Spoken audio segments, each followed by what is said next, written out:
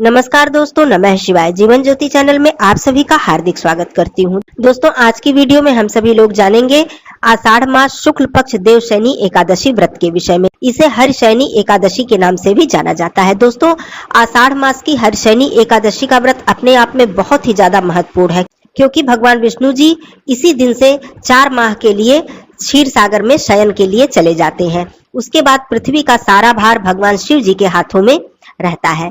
तो इस वजह से यह एकादशी अपने आप में बहुत ही महत्वपूर्ण है। वैसे तो प्रत्येक माह की एकादशी अपने आप में विशेष है, लेकिन वर्ष में कुछ ऐसी एकादशी है दोस्तों जो अपने आप में बहुत ही ज्यादा महत्व रखती हैं, जैसे कि देवशयनी एकादशी, हरि प्रबोधिनी एकादशी, पुत्रदा एकादशी, निर्जला एकादशी। तो कुछ ऐसी एकादशी हैं जिनका महत्व बहुत ही अधिक होता है।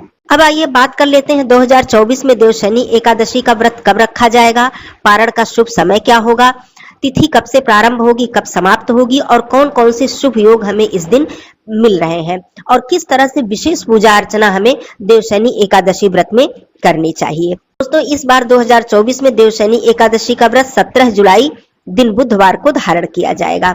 एकादशी तिथि प्रारंभ हो जाएगी 16 जुलाई को सुबह 8:34 पर और यह समाप्त होगी 17 जुलाई को सुबह 9:03 पर। उदया तिथि के अनुसार यह व्रत 17 जुलाई को रखना उचित होगा।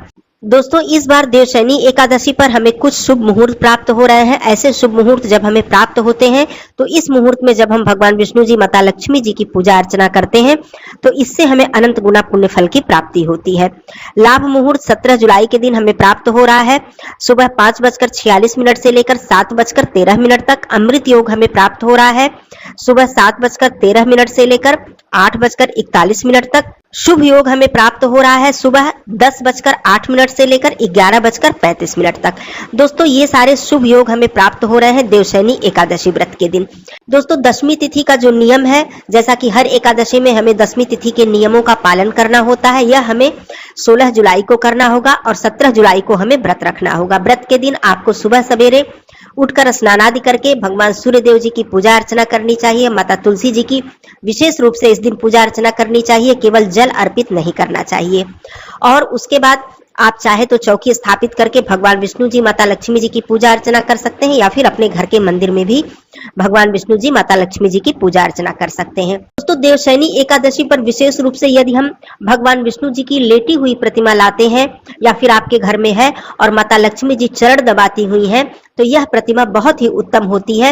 हरि प्रबोधिनी एकादशी और देवशयनी दोनों ही एकादशी पर इसी प्रकार की प्रतिमा की हमें पूजा अर्चना करनी चाहिए। विशेष रूप से पूजा अर्चना हमें किस प्रकार करनी चाहिए, जैसा कि मैंने चित्र बताया, इस तरह का चित्र आप अपने घर के मंदिर में या फिर अलग से चौकी लगाकर आप रखें। भगवान विष्णु जी को पीले पुष्प, पीला चंदन, जनेऊ या फिर पीतांबर, तुलसी पत्र, पीला फल, पीली मिठाई, सात्विक फलाहार इत्यादि आप अर्पित करें और देवशयनी एकादशी पे इस प्रकार से पूजन अर्चन करके भगवान विष्णु जी से प्रार्थना करनी चाहिए कि हे प्रभु, आपके जागने से पूरी सृष्टि जग जाती है और आपके सोने से पूरी सृष्टि चर और अचर सो जाते हैं। आपकी कृपा से ही यह सृष्टि सोती है और जागती है। आप अपनी कृपा, अपनी करुणा हमारे ऊपर सदा बनाए रखें। आपके चरणों में बारंबार प्रणाम है। इस प्रकार से प्रार्थना करते हुए भगवान विष्णु जी के समक्ष हमें सुबह शाम दीपक अवश्य जलाना चाहिए। और नियम तो ये है कि पूरे चातुर्मास में अर्थात देवशयनी एकादशी से लेकर हरि प्रबोधिनी एकादशी तक अर्थात देवउठनी एकादशी तक हमें भगवान विष्णु जी के समक्ष नियमित रूप से दीपक जलाना चाहिए सुबह और संध्या के समय और उनका पूजन अर्चन करना चाहिए। तो ये नियम है चातुर्मास का, क्योंकि यहीं से चातुर्मास का प्रारंभ हो जाता है, जो कि कार्तिक मास के शुक्ल पक्ष की हरि प्रबोधिनी एकादशी पर समाप्त होता है। दोस्तों, देवशयनी एकादशी से लेकर हरि प्रबोधिनी एकादशी तक यदि हम तुलसी की माला पर या फिर चंदन की माला पर हम भगवान विष्णु जी के मंत्रों का नियमित रूप से जप करते हैं या फिर संकल्प लेकर जितनी भी माला आप संकल्प ले सके, जितनी भी माला का प्रतिदिन आप जप करते हैं तो इससे अनंत गुना पुण्य फल की प्राप्ति होती है और भगवान विष्णु जी के चरणों में हमें स्थान प्राप्त होता है। तो इस प्रकार से आप पूजन अर्चन, मंत्र जप, नारायण कवच या फिर मधुराष्टकम का पाठ कर सकते हैं, विष्णु सहस्त्रनाम का पाठ कर सकते हैं, गजेंद्र मोक्ष का पाठ कर सकते हैं। इस प्रकार से पूरे 4 माह में आप भगवान विष्णु जी की पूजा अर्चना करें। देवशयनी एकादशी के दिन हम सभी लोगों को व्रत धारण अवश्य ही करना चाहिए। उसके बाद आप संध्या के समय फिर से स्नान आदि करें, भगवान विष्णु जी का पूजन अर्चन करें, माता लक्ष्मी जी का पूजन अर्चन करें। संध्या के समय माता तुलसी जी के समक्ष दीपक अवश्य जलाएं। एकादशी पर पीपल पूजा करने का विशेष विधान होता है, क्योंकि पीपल वृक्ष को भगवान विष्णु जी का स्वरूप माना गया है। तो दोस्तों, एकादशी के दिन पीपल वृक्ष में आप जल अर्पित करें, जिसमें कि थोड़ा सा मिष्ठान, पुष्प, काला तिल इत्यादि डालकर जल अर्पित करें और ओम नमो भगवते वासुदेवाय मंत्र का जप करते हुए पीपल की परिक्रमा अवश्य करें। संध्या के समय सूर्यास्त होने से पहले पीपल वृक्ष के समीप आप दीपक अवश्य जलाएं। इस प्रकार से एकादशी का व्रत धारण करें। दोस्तों, पारण का समय आइए जान लेते हैं, जो कि एकादशी तिथि में बहुत ही ज्यादा महत्वपूर्ण होता है। इस बार देवशयनी एकादशी व्रत के पारण का जो समय होगा वो गुरुवार 18 जुलाई को सुबह 5:46 से लेकर 8:06 तक रहने वाला है। इस बीच में आप लोग पारण अवश्य कर लीजिएगा। पारण के दिन अर्थात द्वादशी के दिन भी आपको भगवान विष्णु जी की विधि विधान से पूजा अर्चना करनी चाहिए। तुलसी पत्र आपको अवश्य अर्पित करना चाहिए और वही तुलसी पत्र ग्रहण करके हमें एकादशी व्रत का पारण करना चाहिए। पारण से पहले आपको दान करना चाहिए, या फिर ब्राह्मण को आप भोजन करा सके तो और भी उत्तम बात है। गौ माता के लिए भोजन निकालना चाहिए। इस प्रकार से दान दक्षिणा देने के बाद आपको पारण करना चाहिए। पारण में शुद्ध सात्विक भोजन ही ग्रहण करें।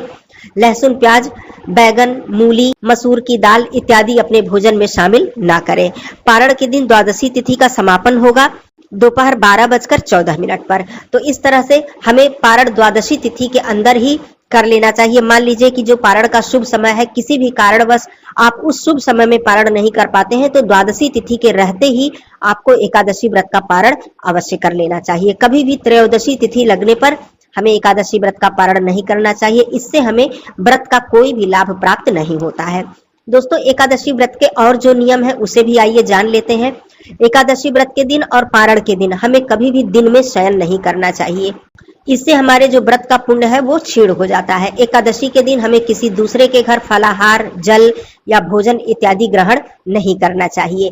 एकादशी के दिन हमें किसी भी पेड़ पौधे से डाल, पत्तियां, लकड़ियां इत्यादि नहीं तोड़नी चाहिए।